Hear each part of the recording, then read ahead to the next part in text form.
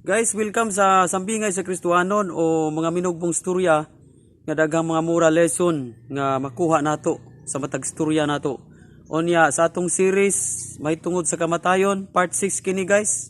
Sa atong series may tungod sa kamatayon. So karon kini ato ang video karon or content dalon ta mo sa usa ka storya sa usa ka bana nga kapisimana wa gyud na uli o paghinilak.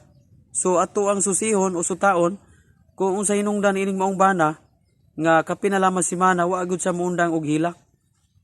So usa ka adlaw ana nining usa ka village adunay grupo sa mga asawa nga misakay og bus. Unya katong bus mga igsuon wala day nahiling sa driver nga hapit na di ay malustrid o madaot ang preno. Karon nakasakay ning mga grupo sa mga asawa, puro gyud mga asawa. Muto nga pagbiyahe nila igsuon diha sa dulhugon nga bahin ni kusog kining bus unya na putlan og preno ang maong bus. Sa laktod nga pagkasulti nahulog sa pangpang kining bus. Unya hurot gyud og kamatay ang tanang asawa niadtong nakasakay itong bus. Karon kini mga bana pagkadungog nila nga nangamatay ilang asawa, grabe gyud ang pagbako og kasubo og hinilak. Grabe gyud og milungtad kini og kasimanang hinilakay sa mga bana nga gibiyaan sa ilang asawa. Karon pagkaabot na og kapinasimana katong mga bana nauli ana no nawala nang ilang paghinilak simpre kay grabe lang hinilak us kasi mana nahurot na siguro ang luha muna nga niundang na sila og hilak. Karon aduna sila na matikdan nga usag gyud ka bana nga sige ra yung hilak wa pa gyud nahot dig luha kapinalaman si mana grabe ra mahinilak ining usa ka bukbana. Unya muto nanuol ang ubang bana kay i-comfort ning usa ka bukbana.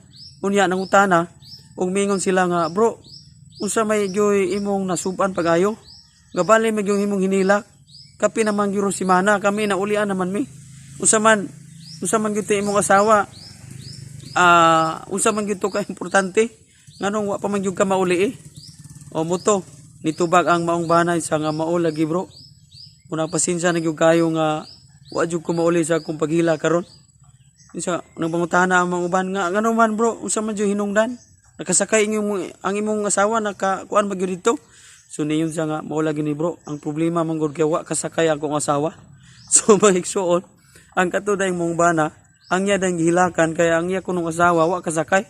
So ang but pasabot niya nga gusto siya nga iyang asawa makasakay sa mong bus aron nga maapil sa kamatayon no kaway puangon ining klases bana nga ang iyang gusto pailakila kunuhay siya unya ang gusto day niya nga mamatay ang iyang asawa. So di nilang takutob guys atong istorya karon.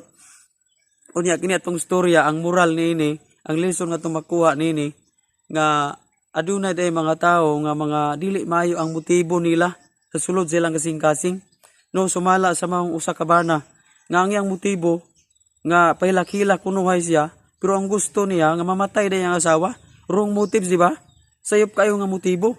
No, ikalipay niya nga mamatay, maapil og kamatay ang asawa. Unsa siguro hinungdan nga dili na siya ganahan siyang asawa o siguro ang mga hinungdan nga dili na siya ganahan siyang asawa o gusto na siyang mamatay, siguro kay doon na siguro siya laing giring-iringan. O kumbaga dili na siya ganang makita sa naong siyang asawa tungod kay aduna na laing naong nga ikapulis sa iyang asawa. Muna nga dili maayo ang iyang motibo. Ang laing moral lesson nga makuha nato nini nga magamping dayta sa atuang mga motibo. Kay matud pa sa panultihon 21 bersikulo 2 nga bisag maghuna-huna ka pa nga husto ang tanan mong gibuhat pero hinumdumi nga hukman ka sa Dios sa tanan mong mga motibo. Okay? Igsuon bisan pa sa imo panang huna-huna no sa imo panang huna-huna wa pa ganay na mo na gibuhat pero sa huna-huna pa lang naa pa diri sulod. Wa pa nakagawas pero ginasusi nagmayo sa Ginoo ginasuta nagmayo sa Ginoo ang atong mga una-una og motibo kung maayo ba kini sa tubangan niya. Kung nakita niya nga dili maayo ang atong mga motibo igsuon ayaw na lang gyud nag-ipadayon. Kung duna karoy mga wrong motives o dili may motibo sa imong kinabuhi karon no ayaw na lang gyud nag-ipadayon kaysa unahan ana ikaw ray magantos ikaw ang mag-struggle. Dagan kayo mga senaryo nga ana karon no nga dunay mga tao dili ta kumpiyansa igsoon nga dunay mga tao nga magpagulgool ra kunuhay o magpagulgool kunuhay pero ang motibo nila nga para nga mabiktima ka, no? Magpaluoy-luoy kunuhay og naong para tabangan, pero ang tinuod kawatan day ka. Munang dili ka kumpiyansaan nga kay naay mga tawo nga wrong motives, sayop nga mga motibo para makuha nila ang imuhang atensyon. Munang dili ta kumpiyansa igsuon, no? Mangayo kita guide sa Ginoo. Kay karong mga panahon sa palibot nato, daghan na kayo mga tawo nga maayo ra sa atubang, pero sa sulod silang kasing-kasing may mga motibo silang mga nagpahipi nga dili maayo. Kung ilan na lang buhaton, no, dili maayo ang resulta ni ana. Muna nga kining maong storya igsuon, daghan kay itong makuha nini. Kay karong mga panahon na daghan kayong mga motibo nga nanggawas, no, sama sa mga managtiayon, no, sama sa atong istorya karon nga ganahan na siyang mamatay ning yang minahal sa kinabuhi. Kay wata kabalo unsay mga rason, pero kasagaran mong panahon na ngano nga naiganahan nga mamatay na kay di ay naana na puday sila laing ikapuli. Okay? So dili na mayo nga motibo nga buhi pa imo nga kapikas kinabuhi unya diya sa imong kasing-kasing imo nang gipatay. Diba? No, sa maong istorya pahilak-hilak ang maong bana ngano man kay gusto na siya nga mamatay ang asawa ngano man sulod siyang kasing-kasing patay na day ang gugma. Muna ang daghan po kayo mga managtiayon karon nga kunuhay labing-labing sila, pero ang tinuod patay na ang gugma sa ilang kasing-kasing. Dili na gyud tinuod nga nahigugma. Muna nga susihon natong sulay ang ato ang mga kasing-kasing kung tinuod anay pabatang nahigugma sa ato ang atong isig katawo o gilabi na gyud. Dunay mga senaryo giingon sa Biblia nga ang Dios dili mahimuot kung malipay ka nga may kadaot nga miabot sa usa ka tawo, no? Labi na gyud kung kanang tawhana imong kontra, kanang tawhana nakabingkil mo niya ana, nakalalis mo niya ana.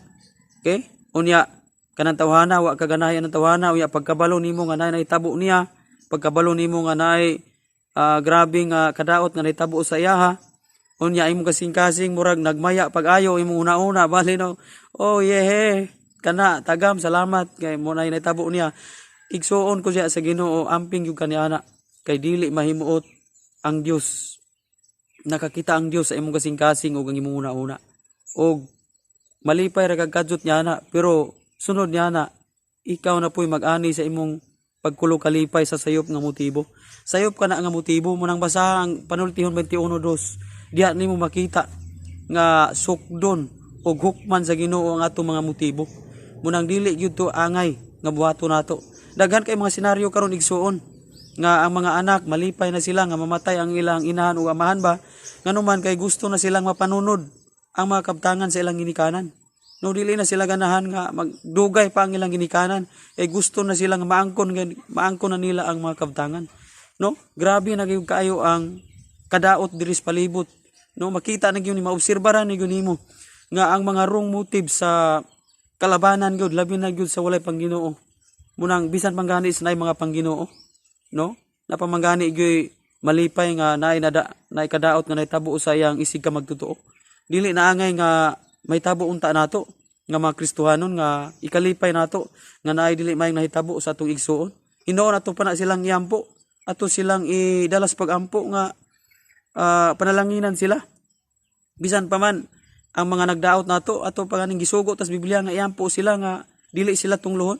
Katong nahimaraot ka nato ipaampo man gani, di ba? So dili ta angay nga malipay kay nga na wrong motives na siya. Munang susiyon nato atong mga motibo karon. Kung dili ni maayos tubangan sa Ginoo, ayaw ginag-ipadayon igsuon kay mag-struggle ta sa unahan ni ana. Munang guys, di nilang takutob sa ato ang storya karon. Kung na-bless ka nining maong story, paki-comment lang sa atong comment section. Unya, ayaw kalimot sa pag-share nining nga video ug sa pagsuporta sa atong YouTube channel JDC Vlog TV para updated ka sa daghan atong mga sambingay. Kung gusto kag daghan sambingay ato ang channel JDC Vlog TV, puno ka na og mga storya ug mga live sermon. Unya ayaw kalimot sa pag-follow sa ato ang Facebook page para updated ka sa daghan pa natong mga storya. Okay, subscribe lang para ma-update ka sa daghan pa natong series sa atong mga storya. Unya mao kini atong part 5 sa ato ang series may tungod sa kamatayon. Idikta na click guys, buplira ni. Daghan po kang makatunan ini. So glory to God, kita ta sa next sambingay nato. God bless. Iya tanadog himaya.